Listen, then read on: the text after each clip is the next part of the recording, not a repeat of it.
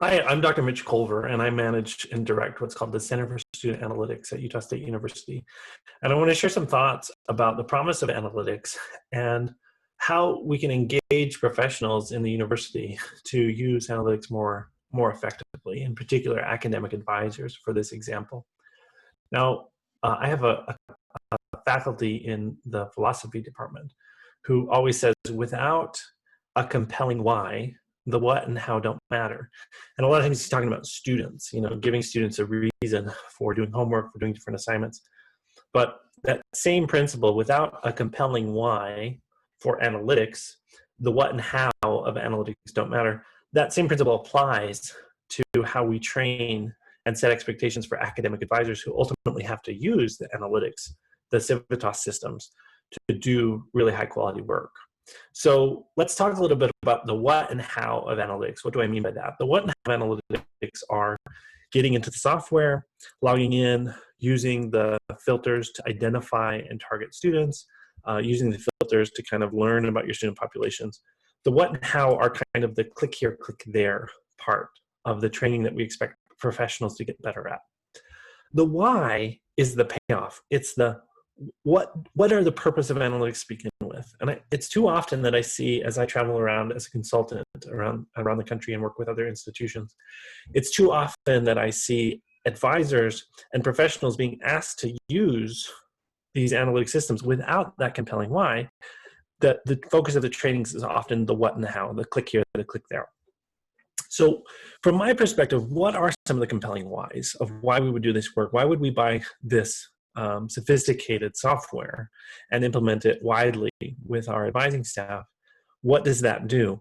Well, in the first place, the first why is that it augments advisors' intelligence and their ability to locate and identify students who, based on patterns in their data, with high accuracy, students who are vulnerable academically, vulnerable socially, vulnerable financially, any number of reasons that the Civitas system, those predictive models, can turn a light on to say, hey, we're concerned about the student. You need to have elevated concern.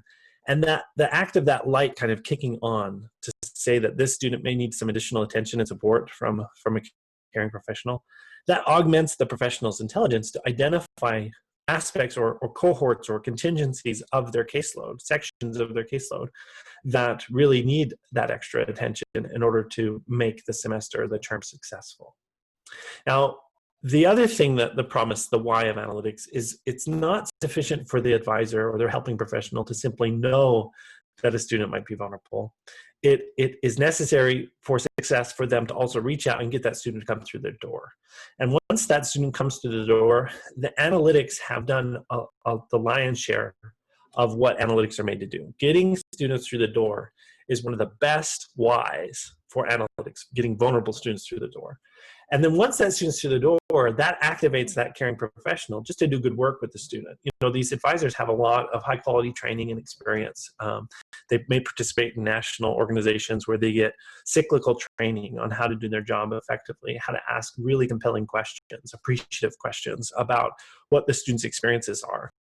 Those questions don't have to be grounded back in the analytics because so many of those questions will get to the heart of the student's issues anyway. So the analytics are really, the why of analytics are helping us to know who we need to be sitting with today. But once we're sitting with them, then it's the advisor's training, their expertise, and their professional judgment that activates in kind of getting the student to share their lived experiences and to tell their story.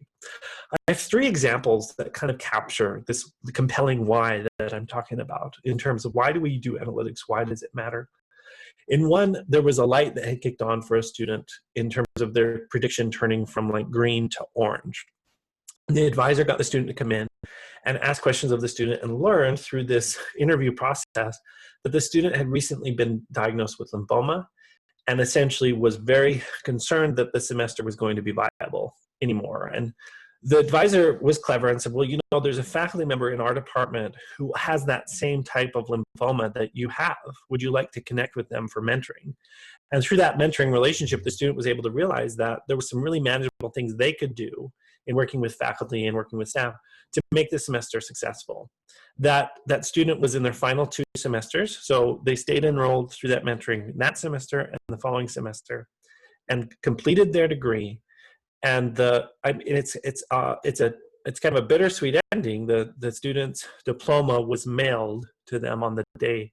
It was sent out by mail the day that they passed from that cancer. Now, going into that situation, you can imagine for that student and for that family, how much more meaningful it was that that student was able to meet their goal, to get to graduation, and to really end their life with that success, that closed chapter of their college experience. Now, how did the analytics know that the student had lymphoma? Well, the analytics didn't know that. The analytics saw a pattern in their LMS engagement activity that said this student seems to be in some kind of academic crisis. It was the advisor's training that ferreted out that the student has very significant medical diagnosis that was impacting their ability to have a successful semester. And so it is that augmented intelligence, that beautiful interplay between the sophisticated technology and the advisor's training, that you get that good result. Another student had come to an advisor based on an analytics prediction, and the advisor learned, because they got him in, they saw the prediction and they trusted the prediction and said, well, I better get this student in. The advisor learned that this student was disengaging in the learning management system because her and her mother had been recently made homeless and were living out of their car, so no access to internet to do their homework, etc. The advisor activated her own background and skills as a social worker, she had been before, to reach out to a local organization, and was able to get that student and her mother an apartment the same day. And an internet connection soon followed, and then they were able to get that student back on track. You see, the joy of analytics, the compelling why of analytics is that there are going to be patterns in students' data that gives the model, the predictive model, a little bit more insight than would otherwise be available to the advisor, to kick on that light and get that advisor's caring, compassionate, professional stance activated on behalf of these students. In another example, there was a student who came into an appointment on an invitation that had been made based on some analytics, predictive modeling, and started the appointment with the advisor saying, "How did you know I needed you?" And the advisor's response was very clever. She didn't say, well, you know, I have an analytics system that kicks a light on anytime it sees a pattern of data that's of concern. The advisor said, you know, it's my job to meet with you on a regular basis and to spend time with you at least once a term. And I hadn't spent time with you this term, and I'd like to. And so I'm glad that you're here. And then was able to work with the student to work through those issues, to get the appropriate referrals made so the student could have the resources she needed to be successful in those circumstances. And so here again, while the analytics are augmenting the advisor's intelligence, they don't take center stage. They allow the advisor and that advising alliance between the advisor and the student to kick in, and really for that warm, comforting relationship to take place. Now, some people are left feeling uncomfortable and saying, well, now wait a minute, these predictive models, we put so much faith in them. But it's not very different from what advisors had to do heretofore, which is they would look at a student's transcript, and they, as their own system of intelligence, would read through students' grades, read through their counts of withdrawals, read through their repeated attempts of a course, and build their own predictive model at the end of each semester about how likely the student was to be successful in the next semester. And then advisors would reach out and spend time with the students who maybe had too many W's or too many repeats or too many failing grades. So the augmented aspect of this is that the system, the Civitas system, the predictive models are doing things for the advisor that advisor has interest to do anyway, but they're just doing on a much wider scale, and also with a high degree of accuracy. That's the other thing that should be said is that the compelling why of doing analytics in terms of reaching out to vulnerable students is that these models are 85% accurate. And so with that level of accuracy, you can really rely on them to get you connected with the student who really needs your help the most. So overall, the promise of predictive analytics systems, in particular in academic advising, is that this compelling why of realizing that these computing systems can pick up on student vulnerability in a much more comprehensive and real-time way than an advisor heretofore has been able to do. As long as we give it its proper place and draw proper guardrails around it to say, well, it's really good at getting students through the door, but once the student's through the door, then that compassionate, caring advising alliance is really what needs to activate.